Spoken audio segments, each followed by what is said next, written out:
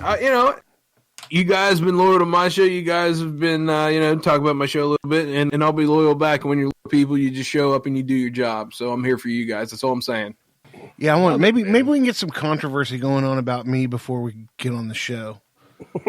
And you gonna pull some shit? We'll have some more to talk about. That way, you guys can talk to Johnny too and be like, "Yeah, man, I wish Big Titty was more of a team." The only way this could be worse is if we found out Johnny was like under wraps trying to start his own podcast. Like that's the only way this could be any worse. Johnny probably I shit you not. Johnny's probably CIA and friending all of us to find some common criminal that. Johnny's a mastermind. We don't know. Everybody's got a gimmick, man. Everybody's got a gimmick. God bless him, because he's Pawpaw's wingman tonight at the dance. So that's what he's doing. I mean, I'm surprised we haven't got a Marco from him from the dance and him showing us Pawpaw out there just cutting a rug with the young lady. Well, I did. I got a message from him just a little bit ago, and it was another video, so I haven't watched it yet. It's really funny. It turns out I got one after he marketed the Atomic Drop Show. Imagine that. He is running amok. He is straight running amok. Man, I love him. God dang it. I do too, and that's what hurts. I was going to say, when you care about a dude like that, like we care about Johnny, and he just stabs you in the back and jumps ship and starts, participating in another show, it makes you, it does. It hurts below the belt. I mean, okay. I got a little rebuttal to this. I don't think it's what it is, to be honest with you. I don't think he's trying to stab somebody back. I don't think he has a mean bone in his body. I think, you know what, he really loves podcasting. He met two new guys that, were really nice to him. They wanted to keep bringing him on and bringing him on and bringing him on, which he went on and on and on, which is great. But the bottom line is, man, you got to see what's happening. You know what I mean? You got to see, hey, look, I'm pretty darn good at this, so they keep wanting me back. Which is great. Support podcasting. I wouldn't be here if I didn't have a bunch of supporters in podcasting. I wouldn't do this anymore. And so, you just got to open your eyes up and see where some things are going. Like, if I was around, if I was paying attention, I probably would have talked to him like a good buddy, not just a co-host. So, it's just, I don't think he was ever trying to stab me in the back. And now, if he stabs those guys in the back, I'll give him the shank. You know what I mean? But it's just, it's more them than Johnny, because Johnny is a great guy, good dude. I love him to death, but I don't think he's one to do that. I like to think he's not, but I guess we'll see. This will be interesting. Like I said, I think you need to create a spot on the show.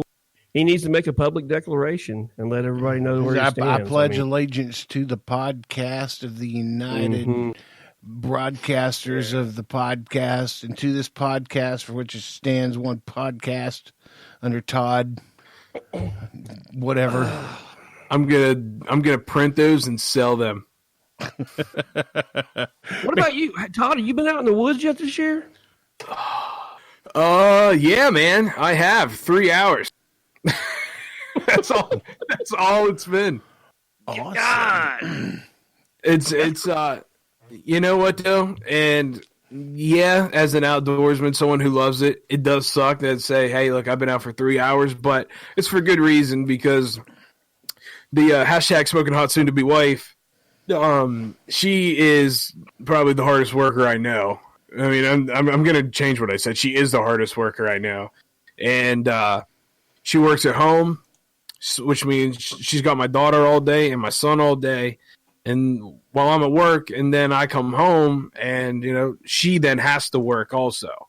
So right. I love her. She's doing a great job raising her kids and having her own business. She's a successful business owner. So I feel guilty going out. So does it suck?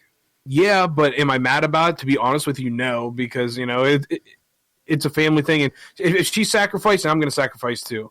So 3 hours out in the woods, but we do have rifle season coming up here in Pennsylvania, the first Saturday after Thanksgiving, which this is the first year, the first day of buck season is not on a Monday. They changed it to Saturday. So I'm going to hopefully try to be out on Saturday. It's going to be World 3 out there as it always is. So just hope everybody's safe. Oh, yeah, they ain't no lie. Yeah, although I've not been to the woods, I get to live vicariously through Shiner and Mrs. Chica right hand Chicky Poo. Did you guys see the 2 roadkill that Johnny picked up last week? No, I know he does it every year. I mean, he picked up 2 and claimed he shot them. I didn't see no holes. I didn't see no nothing. The ones that were just a little bit bigger than a German sheep. But, I mean, he never claimed they were trophies or anything. That. I could just see that. Man, I got the only deer I've ever seen with a skid mark. Man, yeah, I'm sorry, Johnny. Those look a lot like coyotes, not deer. I'll give it to Johnny. He's always told me, since all I care about is meat in the freezer. And he holds true to that every year. And I'm not talking shit about it because I've killed some small ones. I like to eat them. But, yeah, he sent me that video, and I was like, those look a little small. And he was like, oh, they are. They are. Don't worry. Okay. He always says he wants meat in the freezer, but he never says what kind. That's true. No. Titty, what are you looking at? Are you looking up something there, Titty? Yeah. Pabst Blue Ribbon and Hot Pockets too.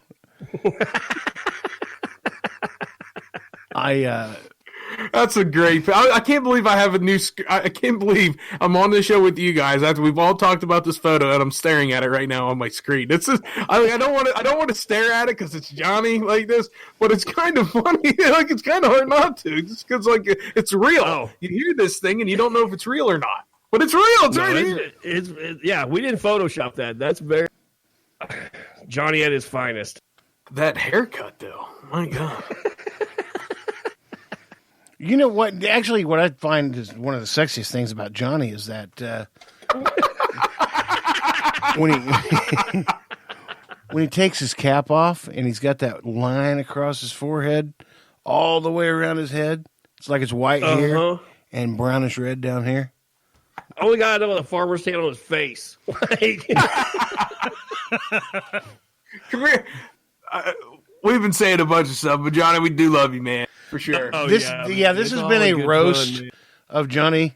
Johnny, if you don't know what roast is, it's something people put in crock pots and cover with vegetables and water. Also, it's a thing that people kind of make fun of you a little bit, but it's the things that your buddies do. Yeah. Only your good friends, low friends. We've always said if we travel out to Virginia and hang out with Johnny for a long weekend, he's probably going to get divorced. Oh, we're screwed. We're scred. Straight up. Because his wife is, because I got nowhere to go, so he'll be coming back with us. Well, I remember 2 episodes ago, I believe it was, or the anniversary show, you guys were talking about that. So I immediately, after I heard you guys say it, I was like, hey, listen, these guys are going to go dance with Pawpaw at the thing. And I was like, look, smoking hot soon-to-be wife, you and I need to take a trip, and we need to go and just dance on the floor and never, ever acknowledge that he's there. We'll obviously know that he's there, but never acknowledge him. Just be out on the dance floor, cutting a rug, and, just like see what he does. He would flip out, man. Oh, man. We've always said if we go out there, we're not going to say a word to him. We're just going to show up. Yep, we're gonna get out there on Friday, and then Friday night we're gonna go to that freaking dance and drink the punch. And I hope to the heavens above that he's looking over his shoulder every second of the day now, because I know where he works. I know where he lives. I have his address. If you guys don't, I got it, and we can make this happen. He will never know when we show up. And that right there, my friends, is power. He's going to start apologizing to Dreamer right now just for the shit that we're going to do when we're in. Oh, listen. Okay, you bring her up. I don't know if she's been spoken about on the show very much. Has he brought her up on the show much? Who? Dreamer. Oh, no. His wife. Yeah. The only thing it's brought on the show is if she's mad or if she's happy or mad at him. Can I tell you someone who made her mad this week? Oh, no. Oh, okay. So I like to have a little fun, you know what I mean? And I pissed her off this week where she messaged the smoking hot soon to be wife on Facebook just to like bash me back. It was amazing. No shit. Yeah, dude, I was pleading with it. It's like, no, don't. I'm only joking, you know. So Johnny was cleaning it. Okay, you know what? This is the life of my co-host. Every Saturday he cleans his house with Dreama. Just thing to do. It's cool. It's great. But I was giving him crap. I'm like, hey man, look, like you might be doing too much. Like give her some of the work and all this other crap or whatever. And so him being a good boy, and like she can obviously like hear me through the phone. He goes and gets her, and he's like, say it to her, she's right here, dude. And everything. So, wait, remember what I said about betrayal and friendship? So then, like, hey, I was doing the laundry. I didn't get it all done, like I fell asleep, it was a late night or whatever. And so she goes and she messages the hashtag smoking hot soon to be wife, and then they're going back and forth about me and everything. It totally backfired, but.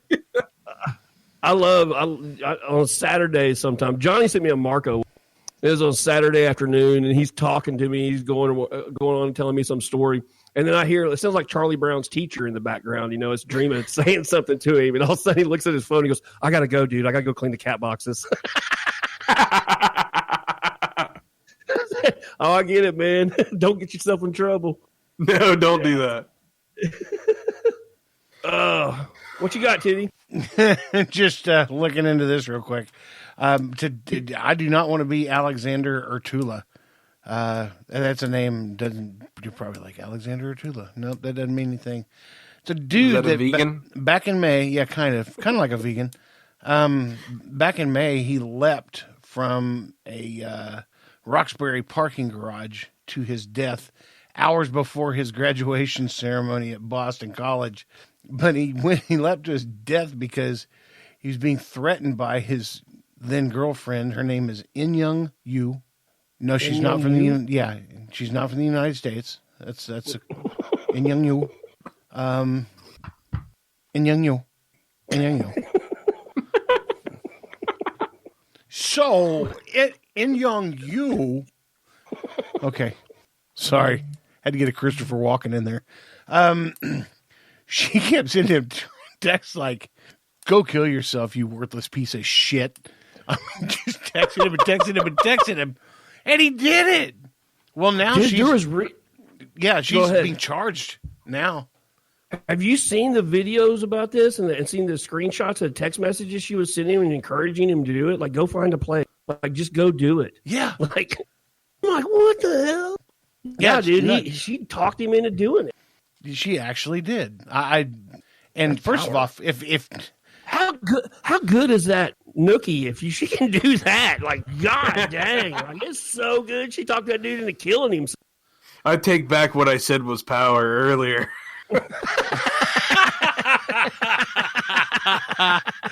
That, sir, is the comment of the week. Jesus. Yeah, that was a good one. I do want to tell some of the podcast listeners, not all of you, but just some of you. When I goof up like that, I just roll. I roll into it, right? Rolling with my homie. Exactly. No, but seriously, because I'm a fat guy. Sorry. Jameson talking now. Yeah, point me in the right direction. I have no idea what I was saying. Better you than lost Donnie where you're going. Yeah, right. Totally lost where I was going. I was talking to the people. Only some of them, though. Yeah, I'm clueless. Absolutely clueless. Nothing on a piece of paper. Well, if Donnie would quit flailing his arms, maybe we'd focus. Ow. It's like you just messed up on the XR4 Ti machine. That's shout out to Jim Rome, by the way, for all you Jim Rome folks from back in the day. Yeah, if Donnie would stop putting his arms up, man, dude, chill. We're doing a show, bro. God, man, come on. Oh God, some days I feel like Seaton on the Dan Patrick Show. Okay, you know what? That actually makes me want to ask a question. Sure. That Seaton comment, Yeah. Who were you guys? Who were